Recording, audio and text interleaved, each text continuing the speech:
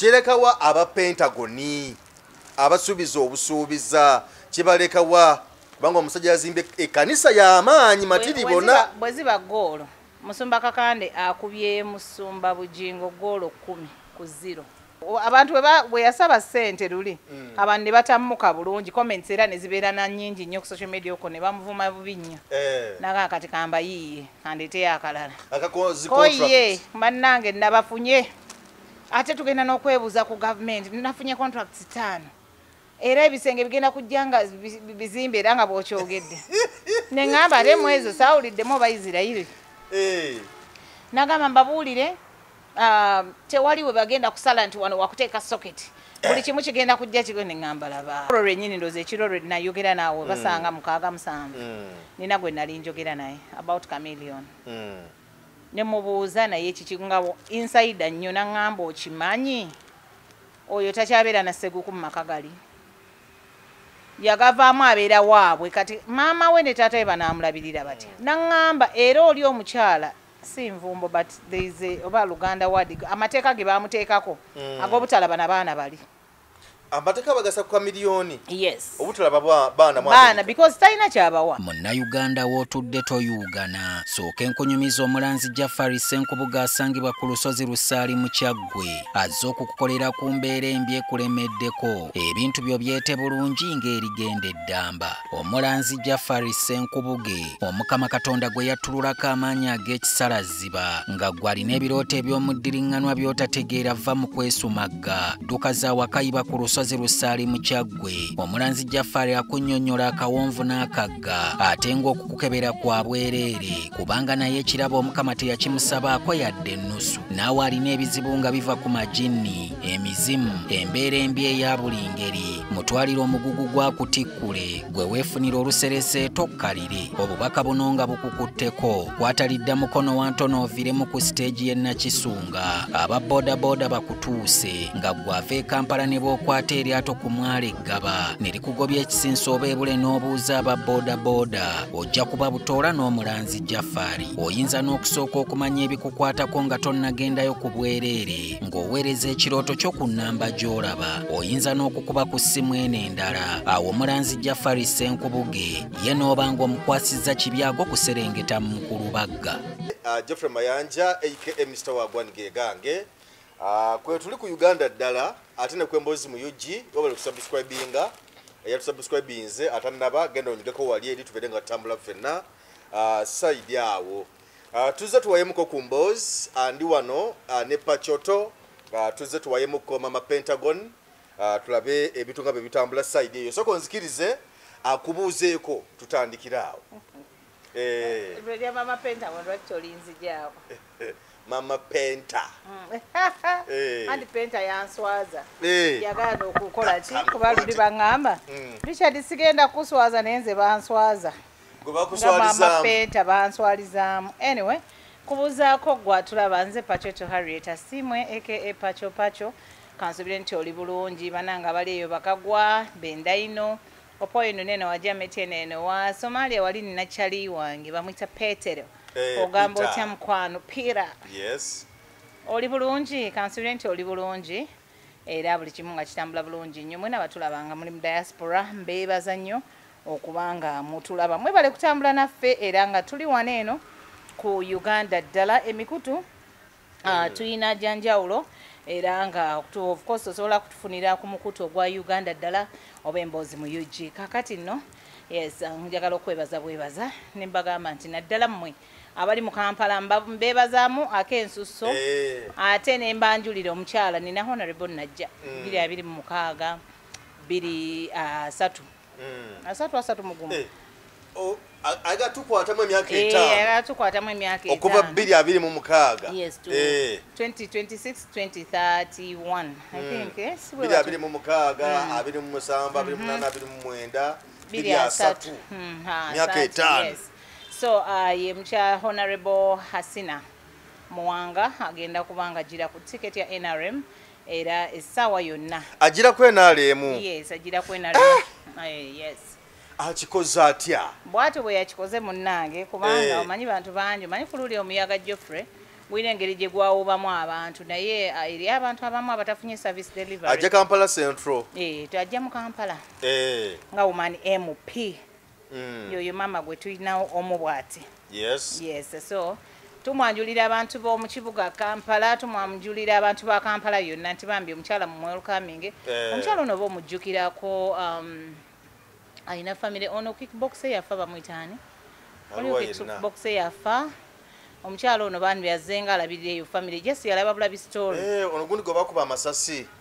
so alina gwabadde ng'alabirira family eyo gy'alabirira wali omukyala lumu eyazaala abaana omusajja n'amuddukako ng'azadde abaana basatu mu ddwaliro so omukyala ono azze akola bingi nnyo azze ayamba era olaba luli abadde ng'akikola nga talina gundi position yonna katolo wetumukwasa entebe ng'ali Kampala mu ntebe Kampala mu ntebe ajja kikwasaganye kubanga sinalabawo naye yeesoboddeyo kugamba nti akiyingiramu kujjako nasemba kulaba full figure mu kisanja ekyo ekyajja nene ku ballot ebintu ebirimu amagezi toleetanga biki naawe ayinze tontabula ate olese eki oyo ninawe mwagalira wali mu maaso awo naye si kati anyway njagala obbajjukizaako bannaffe aba Farouk and Sons abasangibwa wano eno ku Ntebe Road ebintu obirabye ebintu mbirabye omusajja alina entebe bannange zigonda kulabye ng'ogituddemu nga tewala nagivaamu alina obuliri aŋŋambye mbu ekitanda bwali kitanda kyamaanyi naye omwana aŋŋambye mbu kya milioni 16 kyamaanyi okirabye kitanda kyamaanyi ebintu ebiri ebirungi ku bbeeyi entono ate nebbeeyi era ennene yababedde so byonna weebiri ebyomunju bitanda zodropu no side mirror kugamba ebintu ebyenjawulo ebyomulembe byonna biri wano ku Farouk and Sons bove ekibuye va ku round kwata Ntebe Road essomero baliyitaani midfield yes ng'oba okaliisa bwoti ku mukono gwo guno ng'ova Ntebe Road oba oliraba edduuka baliyita Farouk and Sons kalina ogiraba wansi ne waggulu byonna byaffe tebe nungi nnyo bbeeyi yonna weeri gwayagala obbakubirako bafune ku noti 757 862 53 oba ku noti 757 856 25 oba ku noti 787 38 17 ennamba esembayo eri noti 781 10 10 be ba Farouk and Sons Enterprises waneno ku Ntebe Road buli kimu kitambule bulungi nnyo era nga nze pacho ku mukutu ogwa Uganda ddala ne ku Mboozi mu UG ndine Geoffrey anyirira okufaako nange kambuze ku Peter webale kuweereza ssebo abo bale kwasiganya nsonga zonna Somalia eyo ssebo tukwagaliza birungi byereere tusaba Omukama kuume ongera okubanga ensonga zonna zikwasaganya bulungi nnyo naffe tugguse tubeere nga tuwayamuko Pacho wangi twagala okuyozaayoza omusumba Kakande olw'okuzimba ekkanisa yawedde naye nalabye ebigambo bingi nnyo ku social media awo ng'abantu bagamba nti naye bannange omusajja n'azimba ekkanisa neggwa ng'owa Pentagoni tewaliko yakozeemu yadde nini kati neneebuuza nti wa Pentagoni ate yajjira wa naye temusiima bannayuganda Pentagoni mwa abatagimanyi nti kati yafuuka club Pentagoni ye yazimba mu kirabu temulaba nga beerayo ng'akoona amazina n'abantu eri kirabu kati noba gonoba makula yaga muyigiriza oba agayigirawo nalabye omwana nga bugira buti alina ne ge yaleseeko olubuto bwatyo banga akola atya kyobula nze nagitumye club Pentagon naye tolaba erinnya linyumira club Pentagon kaakati ffe essuubi mulijjeyo kubanga ate ye mu kifo ky'okukola ye aleekaana buleekaanye nakuvuma abantu naye ye Musumba Kakande yatulazeeko nti ye munnange silence ye yasirika n'akolera abantu nti kati Musumba Kakande omulaba ne bwakugamba leeta milioni 10 tulina ekirala kye twetaaga omuntu ajjayo wholeheartedly kubanga ye alabyeko okitegeera kiringa okubeera n'omukazi nga tazaala naye nga buli kaseera akusuubiza omwezi ogujja nno gwabalongo ngenda funira mu balongo no sooka ozaaleyo wakireeta kali akalemalema tumanye nti oyinamu gundi kabeere wali nga kalema era baba musuubiza dda naye tubannalabika baani yagamba ye tagendera ku pressure yagamba mukazi we munayereka kuba ku pressure wamma teba social media in-laws tebakuteeka ku pressure neŋŋamba naye nga walabye ekkanisa amatiri bonna kanisa yo nagirabye ge mazima era nze njagala kumwebaza omukulembeze w'eggwanga aliko kati ye yaguddewo mwami Museveni naye lwakubanga yaguddewo n'abateeka naino byeyayogeddeko naye nze ndowooza that is politics so manyi politics ye you know bano abantu basajja ba politicians so asobola okubala wafunira akadde kuba kati jjukira ntugenda mu byabufuzi omwaka ogwo ogujja 2025 actually already abantu bali ku ground kati Chovola ne Honorable Hasina naye. Yes, from Kampala Central, yes. So check it out. So already people are on ground. Naye nga twagala kumanya biki ebigenda kukola ki. So kakati President Museveni yabaddeyo. Era ine ensonga ze yayogeddeko. Ndozo banazireta maaso awo. Obanzi kugambe kanendo za waziwulidde. Tuzogere kati kubanga yavuddeyo n'ategeeza n'agamba nti bagenda kuba babatunuulira nnyo ababadde beekwesa abasumba beekweka nga bagamba nti bawonya. Yeah, President Museveni mukugulawo kanisa ya Mwami Kakande ya Musumba Kakande ina remarks ze yakoze jjukira ogwo mulundi gwe gwakubiri nga appearinga ku church eyo. So kati kuluno yagambye bannanga basumba be Uganda government egenda yingizaamu omukono gwayo gutya. Yagambye nti no bingi nnyo bye babeereyo ne balaba mbo abasajja bano bye bagamba bye bakola. Kati mugenda yingiramu ekitongole kya UNBS National Bureau of Statistics that is statistics. Yagambye UNBS yegenda okubayingiramu okubakebera omutindo gwabwe neraga yabandage. Anyway, President Museveni when he was there yegundi gye yayogeddeko n'agamba Tiboba ayabera mu State House ng'abaziga kanjogere njogera ya ganja. Abereyo ng'abaziga naye kati baagala kumanya. Ddala ebintu bana basajja bebogerako bikola. Bino bye bawoza nti nno omulwadde yazenga ayina siriimu. Naddayo mbu nga takyamulina. Mbwe ekitongole kino ekya UNBS. Sinzira ku Mwami Museveni bwe yayogedde yesterday. Nga ggulawo yagambye omulwadde oyo baabalwadde abo bagenda baleetanga. Ku buli church kugenda kubeera abakozi ba UNBS abakebera omutindo omuntu eyazze nga ddala mulwadde wa siriimu UNBS erina omukwata nga waliwo abasawo bakebere ddala omuntu ono mulwadde wa kawuka ayina akawuka era bwe banaaba bamaliriza balyoke bamukwasa omusumba oyo bamugaye kati musabire era bw'amaliriza bamuddize UNBS era eddemu ekebere ddala akawuka kafudde awonye kati awo Mwami Museveni we yagambidde nti we bazuula nti UNBS nti omuntu bagambye nti akakasiddwa awonye. That's when they are going to wagenda okukkiriza ebintu bye bakola. Kati my question comes in. Lwaki ebbanga lino lyonna asirise nga bino byonna alaba bigenda mu maaso bw'aba takkiriziganya nabyo as the president as the number 1001 kuba ya holding eyo gundi ye Uganda kitegeera where has he been? Where has the government been in this? Nange ekibuuzo kyange kiri nti yalabye kuvayo ng'omusajja yakatongoza kasoda ke akawonya endwadde munda. Kozani yatongoza soda Bujingo yagamba agaba kasoda aganga kasoda kano bukanywako kajja kugoba ebirwadde byonna kasoda kano togenda kuwomenwa buwomenwa wabula kagenda nakuwonya ebirwadde munda. Nawulira nti wiiki ey'okubiri n'agaba ne keeki. Mbu I don't know, I'm not so sure, but you know, with mawulire tugamba mbu era keeki ewonya era naye erina okuba nga ewonya. Naye Katemba ali mu kanisa ze Uganda, ali mu church ze Uganda. So to me, in one way or the other, if the president really made those statements as meaning, I think tujja kubanga baregulating nzeeko. In fact,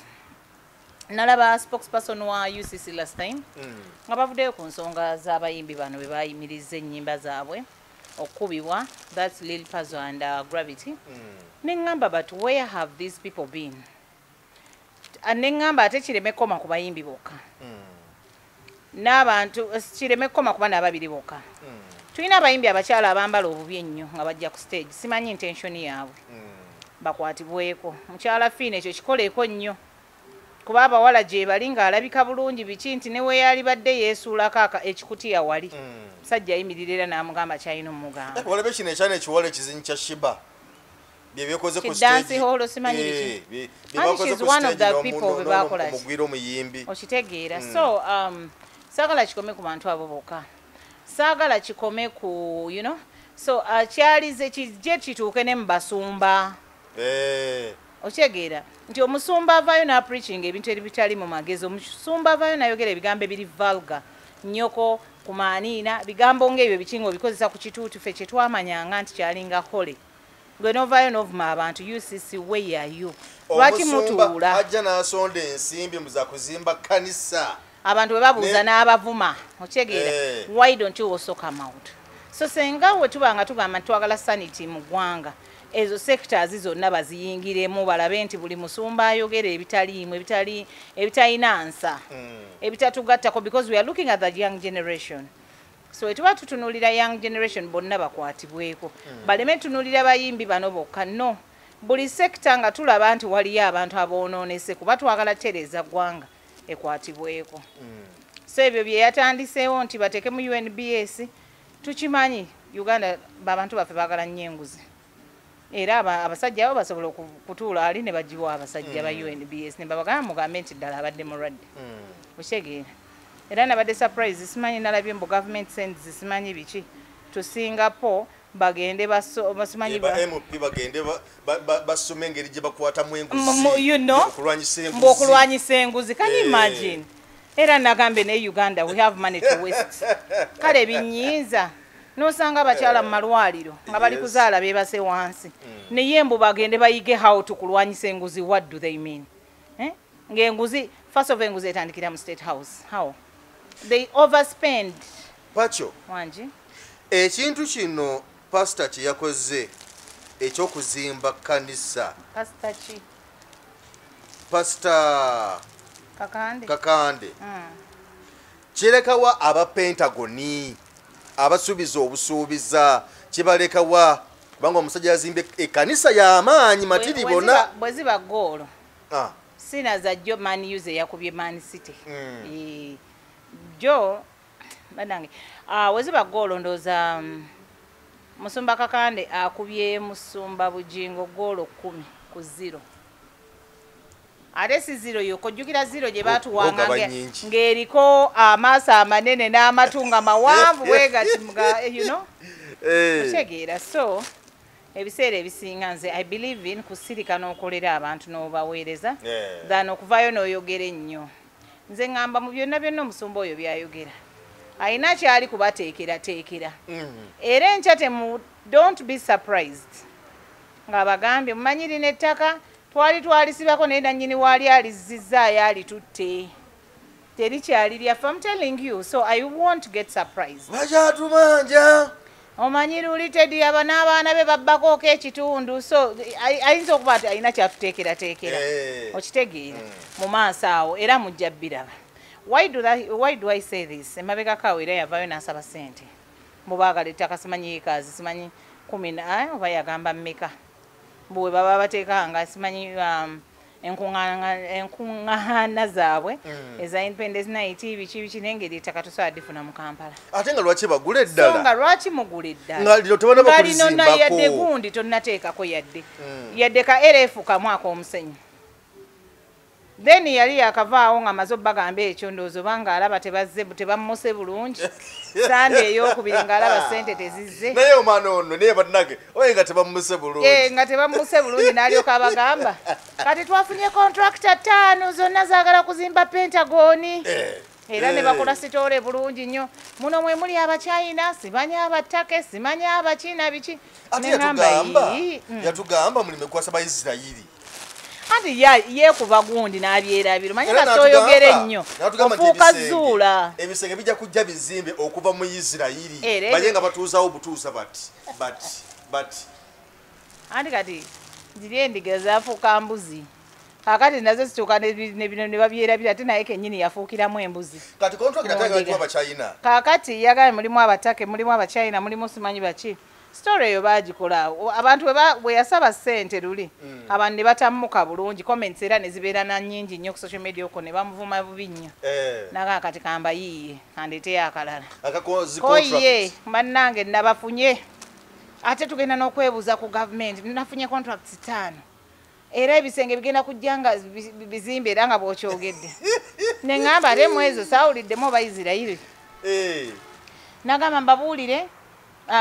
tewali we bagenda kusala nti wano wakuteeka socket buli kimu kigenda kujja kigo ne ŋŋamba laba kati ye yenna mayumba tebalina we bapatitioninga nti wano wa socket wano waaki ebisenge bigenda kujja nga birimu socket zaabyo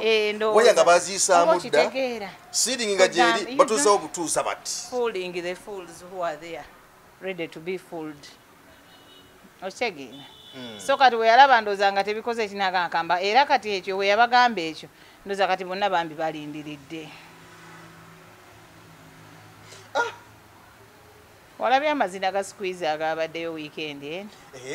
amazina agalabye aga squeeze wabaddeyo amazina ng'akugamba kwata yenna waliwo amalala nno yo juzi yagamba 2 days when yesterday gabaddeyo amazina nga tolina kukwata oba omumanyi oba tomumanyi gwe mukwate mukoone dance nga bataddemu obuyimba bufaanana butya oba sulo buno oba sebateyakalo eyakava mu show ye wali ku Serena oba okwepiica bwabadde buyimba ki omwana yabadde ku ngoma ne gita na biki ku music yabadde abitegeera ng'abamixingira bulungi yadde amixinga bava mu luno badda mu luli bakola ki mukasqueeze baana beeyagala kyobola nze nagambye nagitumye kirabu Pentagon okuva jjo olw'ebyo bye nalabye mu bulamu bubuzi kabbiya kokka bajja kali ku mutwe bakaleetera ku mutwe nali muguuni twali ku Serena eyo yali show y'ekikadde ndoozi ekikyuga omwaka oguwedde kakati nali ne kyali wange omumanyi sijja kumwogera wano linnya kati nali naye nga tutudde munda kyava abuuza omwana waitress gajangu kabbiya kammeka mwana tugamba kabbiya oba tugamba baka mutwalo gumu 12 oba gumu 10 kwenaga nga mukaseera omwo mulimu cupa zange 4 tukale tukanywe bweru tukaleetere ku mutwe asigambye kati wali kajira ku mutwe oli baka oyo musumba tasazinaga amazina gonna ddala nga toyina gundi naye oba alina vibe omusajja nti musajja wa vibe kyogamba luli teyagiinanga omanyi akantu ako ng'okaleetedde ku mutwe sebo kajjako ensonyi ate agerejana n'omuwala omuto mami Mako omuwala omuto kati agenda n'amugira baleeta abato nga muleeta oyo omukazi muntu alemereddwa n'okuzaala muwoza muto omuto wo omuleeta leero enkeera ng'atandika kusaba miyembe kati oyo gasiriira ne gakola gatya makoowu ngamba amagi kubanga tujjukira bulungi nnyo nti omukulu oyo yali asabula nnyo Pastor Kakande bwe yamusanga ku mukolo bwe bagenda mu bamukyala makula bwe yamusangayo ng'ate ye omu ku bafamily member kale katumuyite member kubanga kusira ku information era guwa bimpa nti omugenzi mukyala mama makula mukaba mulamuze ekisa awo mule mirembe yali asabira wakakande kati namuyita yes namuyita okubeerawo ono omukulu bwe yamusangayo teddamu kumusabula teyaddamu musabula era kigambibwa mbu era n'ebintu ebimu ebimutawaanya biveeyo n'amaanyi ge agasinga mbu baagatwala eyo mbu amafuta amaanyi ag'omu nnyanja byonna ebyo ebyekifere bye baliko naye baba Mwai Museveni yabasabudde kuwamu omuntu okuyita n'ogamba naye twagala kulaba ddala ebintu bye mukola bino mu byaddala kuba yabadde amusabula kuba Kakande yalina omuzoogo nti akufuwanako bubefu n'ogwa wali so kakati ago maanyi kiddala bwibanga sisitaani abasajja bano gwe basinza yamusabulidde wali wenyini omanyi okusabulira ewuwo omanyi okusabulira ewuwo ng'olinga eyamulese akiringa ali enisikini bwe yakuba mpuuga mwana nze nabba akasimu mukala nabbaayo ebitaano kaakati of the phasers they phasers together of the same phasers okitegeera fuloko zaf together okitegeera nti alinga gwe yamwinako dda obusungu nti olwatuuse yasabudde busabuzi okitegeera so bano abantu what I noticed from that speech nti these people also are there ate bamonitoring abasajja bano fe kyetulowooza mbu bo tebabalaba balaba era ebigenda mu maaso naye ekigaana bamwami Museveni bano okuvaayo okujja ye following abantu bano gye bayina okitegeera naye ne batamanya nti mu following eno eyinza okuleetera Uganda yonna obuzibu oyo musajja abantu bayina kuno n'ebweru nabiki senga agamba asalawo n'agamba ekigambo nti hey omanyi kisobola kukola ki olwa following eyo so nga ate era still with the same following bw'aba akola ebintu ebituufu era still asobola okukola ki okitegeera nti these people batyogamba bano abantu because agamba akalulu akalulu kange kajja akalulu nja kamiisinga mu muntu oyo era kyova olaba nti beetega ogenda omuwulira nti 226 muzeeyi wakalulu ayina ne weyayogerera n'agamba kale 226 senga munyamba muzeeyi ne mumuzaako ne Pentagon awo ndoozi ejja kuzimbibwa na biki ne ŋŋamba yi ono yeetega President Museveni sente z'abanne nga yamala ozibuzaabuze za Pentagon meaning nti ali mu kusaba bamuwa akalulu naye Pacho nze nkwewuunya twayogera n'omusajja ng'agambye tutugenda kusima omusingi oba yali January tugenda kusima omusingi mu January yakyogera nga leero enkera nezija ne twogera emboozi n'ongamba Geoffrey enkulayirira teri musingi gwa Pentagon gugenda kusimibwa nenkuwakanya negamba gugenda kusima omusajja namuwulidde ng'agamba agenda kusima omusingi n'olayira n'ongamba Geoffrey teri musingi ndiko mwoyo wa Mukama lwakuba sinnatandika kyaki era nange ninza okulonda ku gwe ntandikeyo kyaki tujye tutandika obuweereza nga nze nkwata ekimu eky'ekkumi ate yange ngenda kubanga nkubulira n'eby'omu maaso kuba olabawo ennalagula nti tejja kubaawo kati nze ojja nenkubulira eby'omu maaso kati ntandika okulagula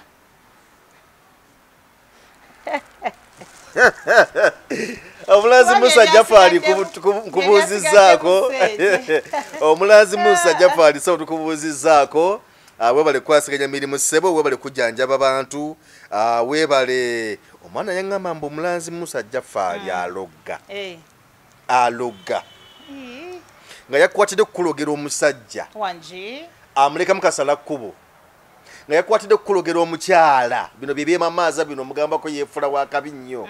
watabu nnyo naye yakutereeza naawe Omulanzi Jafari kuba mama akanyiryo koliko watuuza omwana w'abandi omwana ensonga zonna azikola bulungi nnyo so tukujjukiza bujjukiza nti gendewo Omulanzi Jafari Musa wali eri Mukono tukali ku stage egende Katosi gwe kuba essimu awo asobola n'okukunona okeya gy'alina y'amaanyi nnyo ayinza okukunona awo baboda yonna eri awo kigambe ngendawo Omulanzi Jafari Musa otuukeyo ajja kubanga akukolako bulungi nyensonga zonna zijja kuba taratibu bana b'emirimu tegitambula bulungi omwaka guno gukusaze tokkiriza mwaka gujja kukusala ate waliyo bana Omulazi Musa Jafari wali okimanyi kyogera kwesimbawo gendayo asobole okukolako bulungi nnyo nga bulona wootuuka bagamba oyo ye waffe nga n'abaliwo tebakyabalaba so gwe gendayo ensonga zo zonna bazikoleko kano ke kadde ak'okwetereeza mwaka guno gubadde mufu gendayo bakunaaze bakusabire edduwa okwegamba ekunaazeeko byonna ebibyo oyingire 2025 nga yo very very free ali ku 0700 389 88 oba ku 0783 98 13 oba mufuna bulungi nnyo Honorable akutumiddeko nnyo Honorable nkubidde akasimu naye nkyakola Honorable nkyali ku mpewo bwe naba nvuddeko ngenda kubanga nkukubira ku ssimu ono nno ye mukyala gwe tuleeta mu kibuga Kampala Central woman member of parliament Honorable Asina netebera Kampala Central Kampala it is not Kampala Central Honorable omukyala woman MP 2026 Kampala tukabutikizo wali eri tugenda zibanga zitambula bulungi mukyala ono muntu w'abantu nnyo alwanirira eddembe ly'abantu akoledde abantu ng'ate tannaba nakulowooza gamba nti nno kajje yeesimbewo nno so kakati ke kaseera ndowooza abantu ng'abo tubalabirenga ddala mukyala mukozi abazanya politics we Kampala wa sympathy biki bakaabye bakoze batya mukyala mukozi amawanga gatambudde ekyokola akimanyi ayambye omuntu wa wansi kale bwetugamba twetaaga abantu abatubeererawo mu mbeera za bulijjo agenda kulongera otusakira Yes. abannakampala yes bannange waliwo ekinnya wekikuba mu kampala n'obuuza n'ogamba obaani akikola ki naye ebyo byonna kasa twekwata ku Honorable Basina bigenda kubanga biwedde mu kibuga Kampala owaayi Makulazi show otera okugirabako nagiwulirako kuba nali ntambuza kikuno nenjirabako episode yasookera ddala nga kuliko Bad Black Black and Blue Mama Jona Black and Blue Mama Jona ayina gwe yansabulidde naye nsaba aleme mutwala ku poliisi bikomaawo teri byakutwala mu banene bannange njagala olwo gundi eyegene mu maaso Mama Jona ndi ku sayidi yo bannange Mama Jona yasabudde Mama Jona asabula naye Mama Jona ayina ennyirira gye yanyiriddemu gwe Bad Black oyina ennyirira gye wanyiridde mu bebi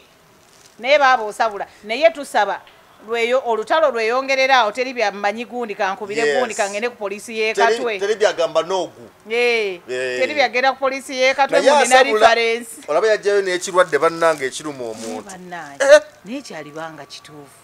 ekyekirwadde ekyo mbunga buli naku z'omwezi 15 ako ko nakakutte njagala nakubira Honorable Geoffrey Lutaya abaana balina bwino n'oli owa comedian Kadoma omugenzi atulaba jjayo bwino w'omugenzi bannange bereka bituufu owamatiri agume ye yamulese naye Wakadoma omusajja yaffeddedde abantu gwe beerabira olaba amugjayo kitegeera Mama Jona olina bwino ffe twakutidde dda naye olaba tazizza muliro manyi ye kasita omugira bwoti n'okwata awaluma taddamu akulumbirawo bw'omukwata ewaluma taddamu naye bw'oba twamulumye akulumbirawo naye kati tetwagala byagundi simaye reference ate gamba noogu saana yakati gamba noogu bakubakuba obusimu kutiisatiisa tetubyagala ebyo twagala lugenderaawo abadde ombuuza ekubamu y'amaanyi enyuma nnyo ey'abamalaaya ogiyigamu ki n'olaba omusumba omulamba nga naye ali awo agiwaana mbuze waliyo eshe yatandise bagiyita biki erimu bamalaaya na biki bamalaaya balina kutuula mu business class and biki bogus ogenda okukola esente eziwera okitegeera we've come tulina ennaku yaffe twagala tubuulira ku Mukama Katonda maze omwaka mulamba landlord amanja bansudde nina ebizibu mu kooti na biki come and tell me preach to me the word of God egenda kunzizaamu amaanyi oba ngende nkyafuna amaanyi nange obuvumu obutuukira landlord mugambe munnange ku luno tebyabadde birungi naye I promise I'm going to do this and this okitegeera omuntu afune confidence eyo n'obuvumu oba okugenda okufacinga tomorrow okitegeera odda mu kuwaana sho nti zimanyi abamalaaya zaaba biki is that logical kyogamba mu sheeyo temuli kyakuyiga na kimu okusinziira ku binnyonnyolwa anti saagiraba simanyi naye oŋŋamba otya nti a show is about bamalaya and what have you unless you bring it in an aspect nti oyagala genda nga meeting those people obagamba ebizibu ebiri mu gundi eyo challenges ne how you can preach to them the word of God bakyuke bave mu mulimu ogwo ate bw'oba ogenda kwogerako gye bali beera n'ekyoteeseteese obbakolera tikaakati oli agenda kugamba nina abaana bange omusajja yansuulawo tabalabirira nze buli kimu oyagala nve mu bwamalaaya yes kale ombulidde ekigambo kya Mukama Katonda ntandikirewa beerayo ne miliyoni 2 oba emu oba mmeka omugambe nkuwadde entandikwa yino ng'omaze omubulira enjiri naawe omulabe ng'akoze kubanga ajja kunnyonnyola akugamba ebizibu bye so what gundi ki gy'omuwa nti mugambe badde nkozeyo enteekateeka bweti era senga eyo sho bagikola nga bagamba munnange oli nayatulira naawo n'agamba munnange sigenda kuddamu obwamalaaya ndokose awo oyo tulabe nti sho erina impact egenda ku impactinga abantu abo bamalaaya akwate agambe abo bamubuuze mulimu ki munnange gwosobola okukola nti munnange senga nva mu bwamalaaya buno mbadde kasita nfunayo akasente nsobola okukolayo ku myera oba nkoleyo wali akaduuka nga nfunayo 10 biki akwate wali we batera okukwata nti bo balina za bwereere amugambe zino giri 5,000 mbadde nsaba otandikire okwo nga Mukama bwe tulabe nga ebitambula mukama naye kwajja okwongereza Yes. okitegeera I think that would make an impact so siba nabewano obwewanyi ne bakulita ne bagenda bagenda kwewaana ojja kutulaga ng'obwammalaya Babukola nnyo. nga weulina n'okutula mu business class okumanya nti ofune omusajja ow'ebbeeyi nga we mubadde nga mubawa bino ebiddagala ebibeebasa ne mubabba nga bwe okitegeera so nze to me it's a no program it's a no for me program ogigobye amangu ago nga tanaweza na mwezi kumpewo it's a no kubanga terina kiki kyegenda yigiriza abaana baffe abaana bali mu holiday they need something ekigenda obafuula gundi nze jangu ŋŋambe abaana bali mu holiday tukole sabbooni omwana asobola kukola liquid soap n'amutambuza wano ne banneiba bennyini awo wennyini basobola omugula ŋŋamba nti bannange abaana mujje tuyige okusiba enviiri tulinayo olusiisi nga mama naginda byakola ekisaakaate yes ti abaana bannange mujje yogerako n'abaana nabyabikola obikola nga ate ani gyali omanyi topic gye yali yateekamu yakubanyumiza nti bwe yali 25 nga yina omusajja wa 50 years tojjukire ebyo bye yali yateekangamu ng'obeera awo n'ogamba n'otandika okugamba abaana b'abanno ti bannange wali obaddeko awo nga gwe olinga vitizi naye ng'olina omusajja simanyi munene alinga trailer zino ezagundi you know is that really ebyo byebintu by'obulira abaana baffe abaana abavubuka abato you're talking to girls who have never known men you're bringing issues as a men olinga abagamba nabo bagende bakole ki bagezese balabe ate buli kyogamba omwana aba ayagala agezesemu lwaki mama wange aŋŋaana ekintu kino lwaki dadi kino tayagala nkikole lwaki kiri okitegeera so we are in a society whereby our children abaana bali ku mulembe one ogwa gundi you know okitegeera nti abaana sipiiriya n'ey'obwongo bammere gye bali ennaku zino obaana bikisimanya abaana bagezi nnyo otegeera nze kati nkubulye my Samsung phone omwana wange wa 6 years agimanyiko ebintu n'okusinga nze era oba oli awo nali ndi awo lumu nga ndowooza nti nno oba nteesemu gundi mba ndi awo nanga mami you think I don't know your password konze gijjeemu naagijjamu nga togimugambangako nga sigimugambangako nene ngamba kati oyo wakoledde ekyo she's just 6 years she has just made 6 mu November kati wanaabeerera 12 anaaba kuti omwana najja nakugamba biri bye twawozanga bannange ffe kusomero tulina computer room simanyi biki naye najja nakikugamba bulungi mami today we were in an ICT room and we did ABCD so we do this on the computer you start with this and biki n'oleeta laptop n'akulaga tyakolera you know n'omugamba mpandikira gundi n'agenda mu waadi n'awandiika ebbaluwa n'akola biki byonna byayagala otegeera tituli ku mulembe we abaana obwongo bwabwe buli so fast oba kusinziira ne mu masomero gye tubatwala oba kiki I really don't know ne anyway saagoberera ndala eyo nagirabako kati nnyo naye simanyi endala bwe ziri sisoagamba nti njigobye fully because I don't know eziddako oba ziri ziti oba what I don't know but nze nganze eyoyo mu kaseera kano ke tulimu aka holidays okusinziira ku ntandikwa yaayo nga bwe yatandise bwe nagiraba ate ne kusinziira ne ku promota waayo bwagipromotinze omusumba kenyini kuba ye promoter waayo alabika ye producer oba promoter producer na buli kimu so for me it's a no mu producer waayo tibadako omwana ono producer waayo munange kuba omanye ekintu kyo producing oba oyagala nnyo okikole ki okitunde okitunde nnyo kati nze nga nze wetwali awo nga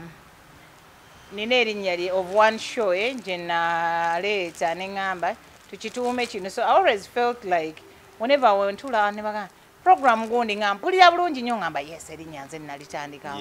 erinnya nze nalitandikawo kitegeera so kati naye bambi kyayagala nga producer oba owulira muli amaanyi show yo olina ogitunda kizibu ogitundiddewa mu baani ogitundiddewa era mu baani business ematteringa nnyo ng'ogikola kati laba nga wano ku Farouk and Sons parking weeri buli kyonna kyoyagala nti ozze tugeze obadde ozze ng'oyagala wall unit yiino ogenda kuvaawo ng'ate olabye leather yiino oba okyali awo n'olabayo ka sideboard akalungi oba okyaliko n'olaka dining ak'amaanyi otegeera n'ogamba wakiri kankolere wano oba sente ze nnina kansooke njogere ne bano wemba nsobola ozirekawo enkyankomewo nnyongereko Yes. okitegera nti totawanyiziddwa kuba paakingi weeri wozze mu kitundu kino ofunyeewo buli kimu so kaakati n'oli naye kyeyalikoze ti gundi abantu mbapakagingidde ki ngenda kukola ku ki ojjukira bwe batyo bebakolanga programu yaabwe eri eyalumbanga ennyo mukyala Teddy nga boogera ku buwoomi musajja simanyi beerawo ng'omukolera kino nakiri beera nga leero wayimbye oluyimba lw'eggwanga mu lukyoli enkya luyimbe mu lunyankole beera nga amazina kyusaamuko ku obulega yambala obwa miliyoni 2 naye akalegeka miliyoni 2 ako bannange oba bakagulawa kuba ne kugundi simanyi ndowooza South Africa eyo so nze ndowooza tolaba nti neyo program yatuuka neefa because they ran out of ideas ideas zonna ze baaleetanga zaali zakwataakinga omukyalo oyo ndi bulungi beerako oli mukyafu omwami tomufumbira bulungi simanyi biki leero tugenda kulaba ku baami abakwanyeko ebbali simanyi ne bakola batya leero tugenda okitegeera so basically eyo program yali for those of you abataamanyanga naye byonna byali ebisinga obungi byataakinganga mukyala mukulu okitegeera which is not good nti webyaggwayo byonna episodes zaabwe nezigwayo byonna nga mukyala omukazi wattu talina nakyabazeemu kyakoze eki ne bagiwummuza there was a time by the way oyo omwana omukulu yalumba kitaawe n'alumba n'oyo omukazi era tebakwatagana nga kyo gye baakoze ndoza I think over the erinnya baali mentioninga wate baamentioninga linnya ly'omukyalo oyo bambiya so nga balumbidde ddala bambi omukyala okitegeera so n'amulumba bubi nnyo n'agamba nze saagala gundi kumanyira maama wange na biki oyo mwala omukulu yeah it was basically a show yali about maama we na biki ekitegeera ekyano ekya topiki abaana butakwatagana abaana yazaala abaana be abaana bakikaki lwaki bakwatagana na taata biki so all those things babipanga nga script ejja mpandiike okitegeera nga bateekatekanaga kati leero tuyakuyita wano okitegeera so if she runs out of the ideas ez'okubulira bu tricks obw'okubulira abantu b'abamalaya I don't know what next will come tugende ku kamiliyoni ne tuleeterayo endala tricks ez'okubba abasajja I don't know ez'okutwala abasajja b'abantu I don't know Pacho nanje Abba Makasi ya mutabani wa Jose Kamiliyoni yavuddeyo n'agamba nti nno muzeeyi we batamwanguyira mu bbanga tunajja kuba afudde n'agamba nti nno muzeeyi ekisinza okuba nga kimutabula gwe mwenge omumitirivu ennyo gwanywa n'ebikuba ebirala era nga bamutwala mu ddwaliro omusawo n'agamba nakola okulabula n'agamba nti wanatabivuddeeko mu bbanga lya myaka 2 muzeeyi will be no more Jose Kamiliyoni era n'anenya nnyo n'abantu abamwetoolodde nti abantu abamwetoolodde tebamuyambye kujjako mumulyako kujjako mumulyako mwebyo byonna byayogedde naga nti asaba abantu abavunaanyizibwa babeere nga bayamba taata abafaayo bamuyambeko mu ngeri bwetaso okuba nga omusajja asigala nga mulamu bulungi nnyo teyakomyawo n'avaayo n'agamba nti bajjajjaabe baavaayo ne bagamba bajjajjaabe bayiga evil omuntu evil si ataba mulogo mulogo sitaani bikibwe bityo byonna n'agamba nti lumu babagamba bo ng'abaana nti tata mmeka alifa mujja kubonabona ne maama wammwe n'okutuka okutunda ennyanya ku street okubalabirira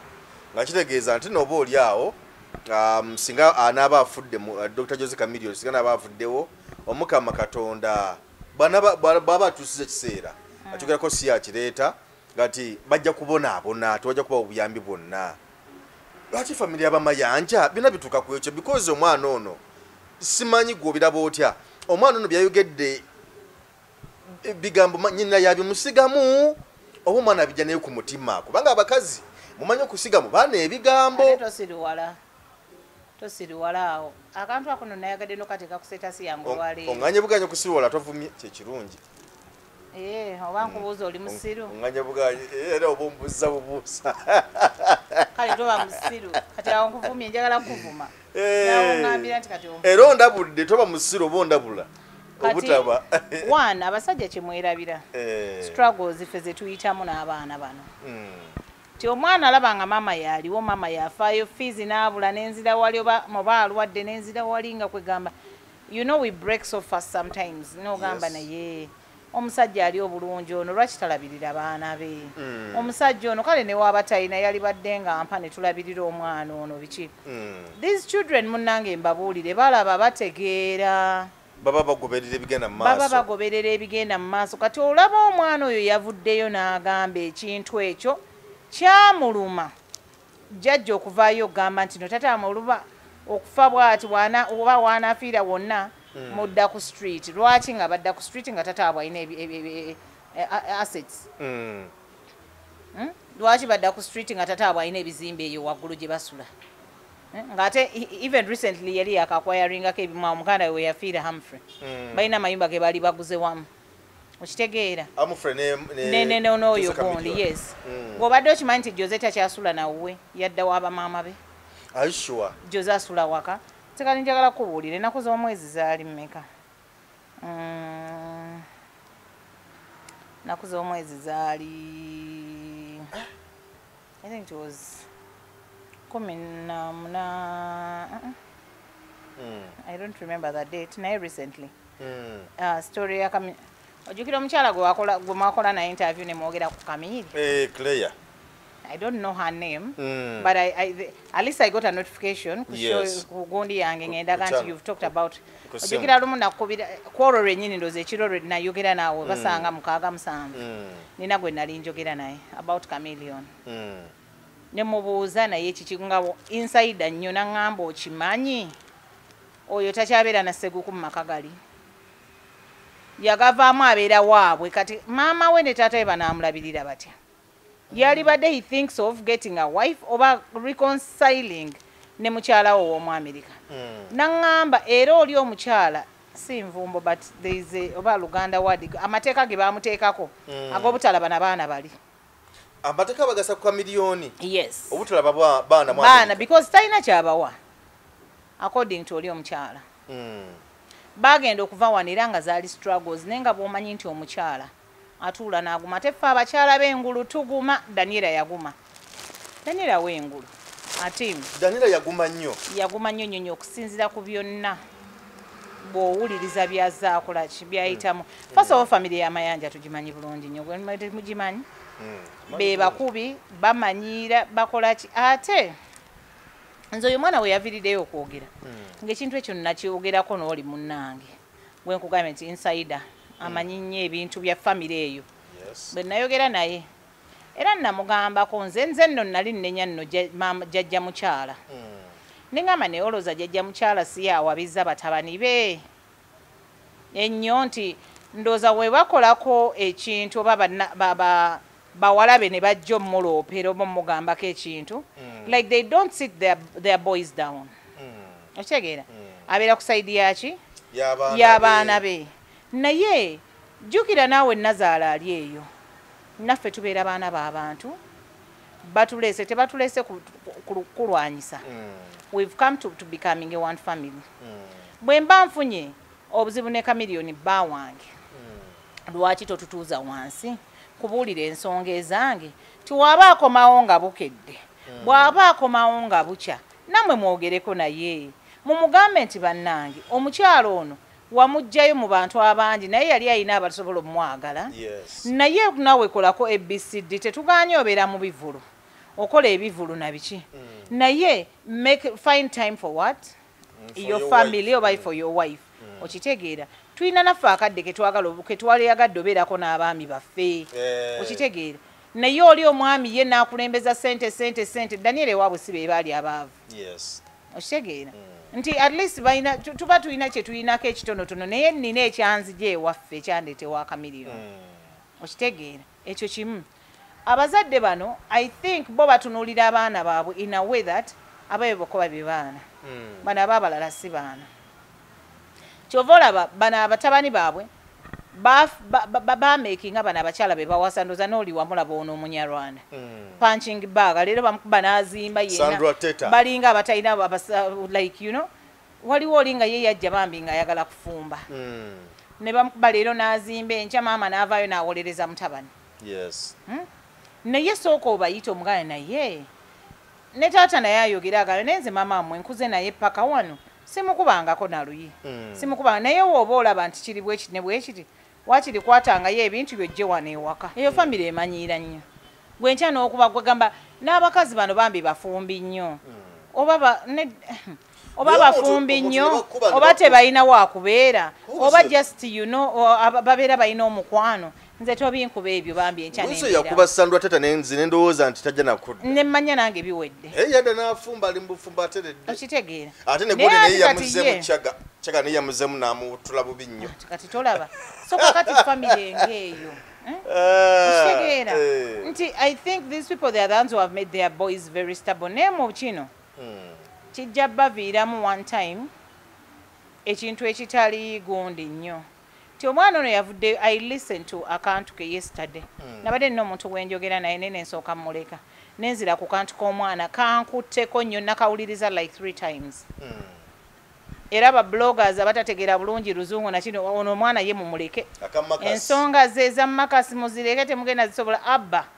yabakubye nnyo ensonga za abba muziveeko onagolabye ngaziwaako amagezi nina gwe nalabye naye neŋŋamba ono tannaba yadde ne ka inchi tasobola kutuuka ku nsonga za gundi okitegera so kantu ako kankutteko nnyo I think it was around midnight oba midnight awo we nakasangiddeko nga kakagwayo so nenkawuliriza nenkalaba nakazeemu like 3 times but why nabadde nina akantu kennoonyaamu nga nnoonya kuwulira abaana bye bakolera ki omwana n'avayo ovanga ku mwana omuto avaayo n'agamba no taata bino byonna leka kunenya maama abasawo bakugamba ABCD taata ogenda n'onywa ebiragalalagala n'ovaako kuba omuntu alina mu bulungi tosobola keera ku makya n'okuba mukazi wona okola byonna by'okola naye mama taata si yanenya abantu abalaba ensonga bwe zitambula be banenya maama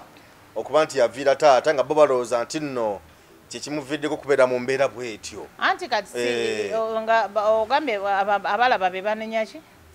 ife ma social media in-laws fe tunenya mukyala Kamiliyoni Danira okweviira Kamiliyoni munabeera mu mbeera etategereka kuba takyalabirirwa weyavaawo n'anoba maama wagundi wamuwulira yayogera biki mama wa Kamiliyoni yayogera biki yawanda omuliraawo maama wa Kamiliyoni be bano bannazaala bosanga bano abakyala ne bagamba okusanga nazaala nsanga malaalo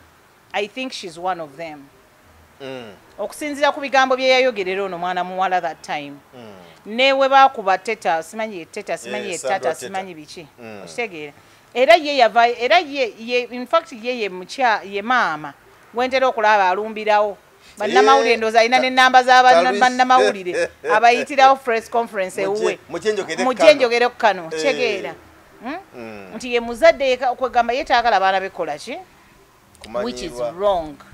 nti fenna tuba baana babeera batuwasiza nga tuze mu family zammwe okubeera baana era gye muli nga bwe tuba tusobezza sit us down and advise us omwana yavuddeyo n'agamba taata leka kunenya mama in this thing mama bw'aba yakwata ebintu bye n'avaawo n'agenda kyenjagala okubuulira fe abakazi omusajja oba wamukoowa dda woosalirawo nti ogende omutima gwo guba gwagenda emyaka ng'eno emabega naye nga w'oli just bifaananyi ate tulina nekiri abaana osobola okubeera mu maka laba nno nga wakyawadda naye ng'obeerawo bubeezi just nga nkyabalanze ebyange byenkutula tebinnakola ki abakazi temuli tutta busi era tukisobolera ddala lwakuba tubasonyiwa busonyi nkikubuulidde kuba waliyo ne lwetuzuukusa lwetuzuukuka ng'oliawo oli mu snowering kyeki ekufuluuta ng'ofuluuta n'okitunya n'ogaye kino n'obula n'okifumita ekiso n'ogaba bankifumita oba nkikole ki nga kyakugambye muno tekirina ssente obanga tekirina budde bwamu nekidda kyonna kinywedde omwenge kiwunya omwenge kiwunya bisigala kiwunya biki kigudde awo okitegeera azze oluusi yeeyono like oba asesemye ku ngoye oba akoze ebiki gwoyina obyoza naye ng'obwedda ne baali nabo no one is there for him azze emmotoka tasobola najingiza mu geeti gwe n'oggulawo omukazi watto basaawa mmeka n'okola biki na biki na biki mulowooza ye aba tayagala kweba naye nga sente zo nazinywedde ne bamalaaya oba okitegeera n'emikwano egitamuyamba omukyala ayinza Daniela tells you a story we yali olubuto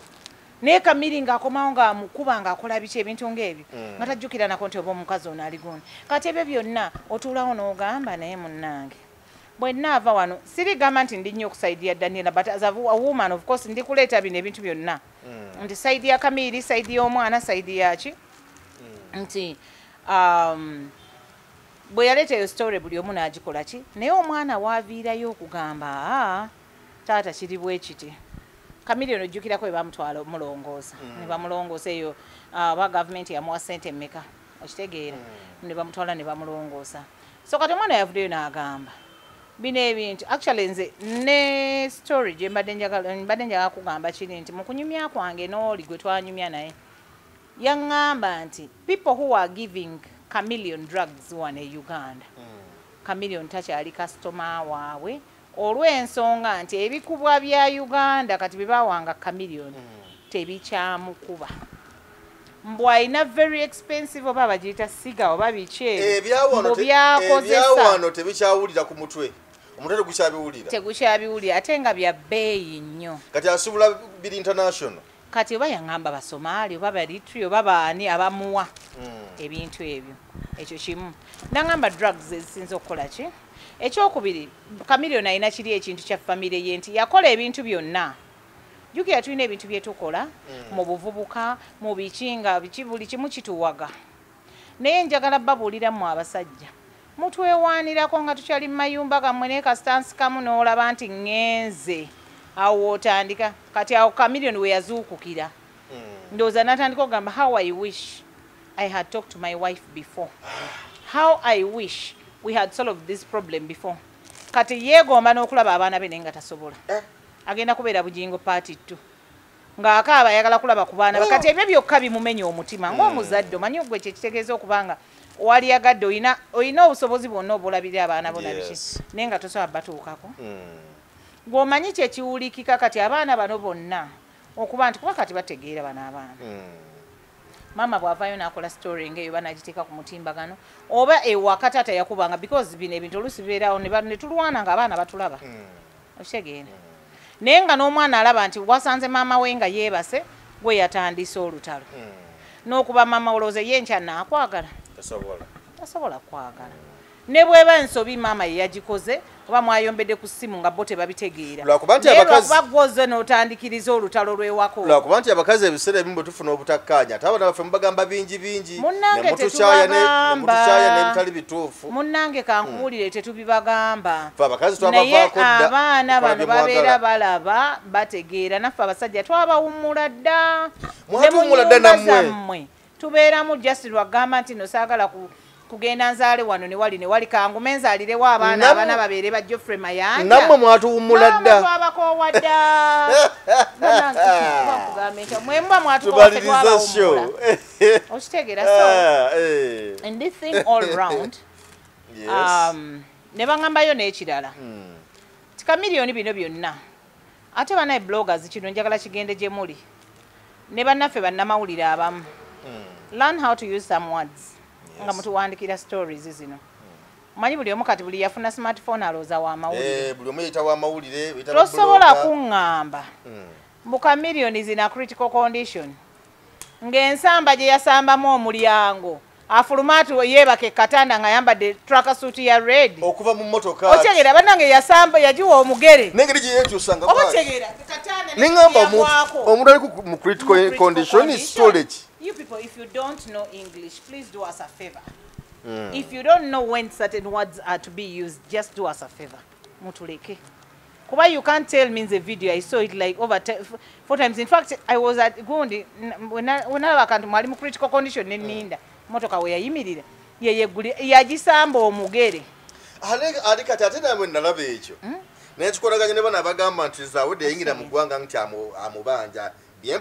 Ate ndi mu kujjaawo wenyamba so bwetujjaawo ne bagamba ali mu critical condition omuntu ayagaliza kale omuntu ayagala munne oba ki waawulira nti critical condition ng'omuntu yenna nange we nawulira critical condition nenkwatako naye ate omugere gwe nalaba gwe yawa emmotoka nenneebaka gye yagwa ku kitanda nendaba neŋŋamba ono omuntu ono oba musiru tamanyi kozesa bige when to use the words then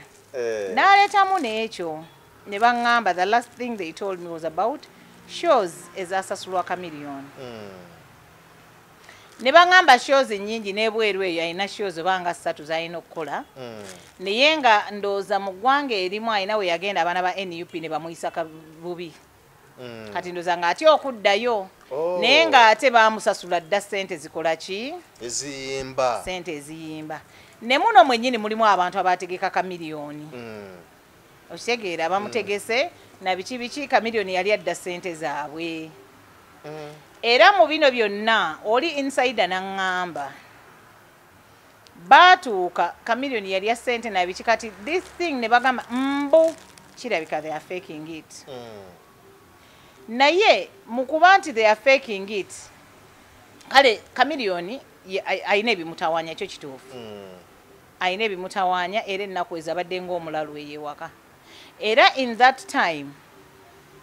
tolaba nti takwatagana ne King Saha but baatuuza meeting ey'amangu mangu ne bagamba Palaso meeting we yatuula ne bakola resolution nga King Saha ne Palaso be bagenda ku representing a Chameleon that is if obulwadde bunaaba bweyongedde kuba ebiseera ebyo mu ng'abeerera ddala ng'omulalu ewaka eyo kati Saha ne bamuyita ne bamuleeta mu meeting eyo ne Palaso mbu Saha nakkiriza n'okukkiriza jjukira wadde ng'emabegako awo baadde tebakwatagana nakkiriza nti ajja bakolera sho kati laba bino byonna kubanga jjukira nti shows nakkiriza bambi zibakolera Chameleon naye yayimbirako King Saha omwaka oguwedde ng'alwadde okitegeera so Saha nakkiriza ndoza olaba how I have inside information era byonna mbyogera kiro ekyo saa 7:8 with someone so bwakkiriza laba ate Saha jjukira batudde meeting Chameleon tagirimba bagamba mulwadde nnyo Saha agambako munne Bobi Wine enkeera bagenda Nakasero ate babakkiriza omulaba meaning nti either Chameleon bamutwalayo just kuwuddisa bantu ne bamala ne bamutwala gye bamutwala oba nadda jadda nga bakitegedde nti ddala kisobola okwera ddala okubanga Chameleon mu ddwaliro taliimu mbuuza lwaki kubanga Geoffrey bojja tugeze nga mwatudde meeting oba abaana bange ne bagamba maama mulwadde nnyo biki enkyo ogenda beera forced okunoonya ku pakyo gye bakugambye gyendi kati bwojja ate ne batakukkiriza kuyingira kundaba kiki ekyo meaning either I'm not in that hospital or I don't because if wemuba mwanneesize ngenda muyimbira mukolere shows ze lwaki muŋŋaana okuyingira gyali kale we muba temwagalirako Bobi Wine nze muleke nnyingire mumulabe okitegeera lwaki temumukkiriza King Saha kuyingirayo so to me nze ŋŋamba Chameleon is not in that hospital where they told us gyali Chameleon is eyinza okuba nga nakyo kyakusatu kyakwongera ku kiri nti ali ku running away from promoters abamudimandinga ne shows zonna zabadde alina okukola nga baagala kulaga abantu nti ki ali mu critical condition tweyanziga emboozi ya Chameleon ate n'obwino gwompadde mumazeemu amaanyi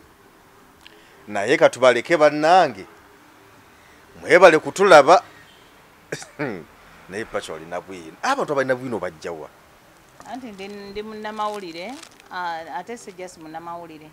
ndi munnamawulire akola okunoonyereza investigative journalism gwennakola so I had to dig out era akolo nakuweereza message kiro nnyo ne ngwa Geoffrey ebya Chameleon wabitegedde n'ensirika okitegeera kati nga family ekyeyagala actually family yali teyagala gana mawulire gatuuke ne ku bantu Chameleon ali bubi biki nga baagala wali eri nga tebaagala kanga abantu abamupangisa tebaagala kanga abantu abakola kyo kitegeera nga bo baagala because nze nabuuza oli ne mugamba naye kaakati Chameleon mutini muwanvu King Saha si ye musajja omuwanvu ennyo kati mwagala tugamba nti n'abantu tebagenda ku realizinga oba kuteekawo ekibuuzo like nti Chameleon tebagenda kwawula between Chameleon and King Saha anti kyebaagala nembuuzaako nti ne Palaso mulowooza nti nno lwakuba ye Palaso muganda wa Chameleon abafans tebagenda kubaawula nti ono Palaso yazze lwaki mwagala kuleetera bali abaana obuzibu babakuba amacupa oba obutebe babwasiza abantu nabiki because nali wa interacting nga ngezaako mubuuza those things naye n'agamba no bwe tunaaba tutuuse bwe banaaba batuuse mu buli show they will explain it to what? To the fans. Ndoza bagala kikola era nga Cameron byakola King Sir namuyimbiranga mulwadde ntono ajja mu kyoli nti abagizi bakimanya nti King Sir yazze ne mu kyaka miliyoni okitegedde naye kaakati my question still goes lwaki baagaana Saha ne Gundi okumulaba kale baaliganye Bobi Wine nti maybe politically tebakwatagana n'ebirala nti ayinza okuba naye Chameleone atya government okulaba nti Bobi Wine yagenza omukyalira kate nga agibalako ssente kuba baagamba nti yali yeetaaga miliyoni 4 otegeera era nze waliwo yakola Gundi nenteekako comment ne mugamba agende NRM tetukyagala byatutawaanya tweyanzeege ku Uganda ddala n'emboozi mu UG webale kutulaba ate naba subscribinga tujja kukomawo ne bwino omulala ne info Pacha government investigative journalist so investigator era bw'onaabaawo okunoonyereza akyagenda maaso n'okuba ng'ateeka ebitangaazo ojjukira program ya Kalondoozi mbu batekanga kamera kati to mega discount ekyagenda maaso ku Farouk and Sons bajjako ebitundu 50 by the way emmeeza weeba yalinga ya miliyoni 1 kati bagikuwera ku mitwalo 5 nabadde sikigambye ekyo naye nga Merry Christmas Happy New Year 50% bagisazeeko wano ku Farouk and Sons so mujje basobole okubanga musobola okwongera okufuna ebintu ebirungi ate ng'osobola n'okusibako ne bwoba oyina 10 lireete 2 lireete bajja bijjawo ebintu byebasiringe bulungi nnyo bateekeko erinnya lye bagambe nti kino kya Pacho kale n'olwekyo yonna gy'osinzira okutulaba bali mu yuka bali wano bannanga abasama lwaki muyingiramu mpolampola abasama b'omwaka buno bansobedde baavu ebyaddala bayingira mpola naye nga njagala kubeebaza mwenna abaze ne mutuwagirako Farouk and Sons nti mweyongere okujja abasama balinamu kasente mujje mugule ebintu ku Farouk wano naye muyina ekintu kye muli kukola mu mpolampola ne Zawedde yayingidde muno nga tetubitegeera oba yabadde anoonya Kamiri mukwata kale Geoffrey Mayanja aka Mr. Wagwan Gegange Diamonds Primary School budde Kimbejja sebo omukulu yampisiza mu kasimu nangamba gatwe mutukwasaganye ekintu mukulu Roni Roni yampisiza mu kusanda kasimu otyo nanga Geoffrey njagala tujire tudde mutulanga ekintu kyaffe somo lyaffe tutekemu amaanyi litambule abana bajje kubanga kusoma sigwa kubiri wali abatandika ne mu January fenza wanga ndo zatandika mu last week ya January oba third week ya January so sabo tukubuuzizzaako era sawa yonna sabo tukuddamu ekintu tukikwasaganye kale tukwagaliza akaseera akalungi nze Geoffrey Mayanja aka Mr. Wagwan mbadde ne Pacho Mama Pentagon tulabagane Munnayuganda w'otudde toyugana sooka enkunyumiza omulanzi Jafari Ssenkubuga asangibwa ku lusozi Lusaali mu Kyaggwe azze okukukolera ku mbeera embi ekulemeddeko ebintu byo byete bulungi ng'erigenda eddamba omulanzi Jafari Ssenkubuge Omukama Katonda gwe yattululako amaanyi ag'ekisalaziba nga gwe alina ebirooto eby'omuddiriŋŋanwa by'otategeera vva mu kwesumagga dduka za wakayiba ku lusozi Lusaali mu Kyaggwe omulanzi Jafari akunnyonnyola akawonvu n'akagga ate ng'okukukebera kwa bwereere kubanga naye ekirabo Omukama teyakimusabaako yadde ennusu naawe alina ebizibu nga biva ku majinni emizimu embeera embi eya buli ngeri mutwalire omugugu gwa kutikkule gwe weefunira oluserese tokkalire obubaka buno nga bukukutteko kwatalidda mukono wa ntono oviremu ku siteegi y'e Nakisunga aba boodabooda bakutuuse nga gwe ava e Kampala ne bookwata eryato ku mwalo Eggaba ne likugobya ekisinsa oba ebule n'obuuza aba boodabooda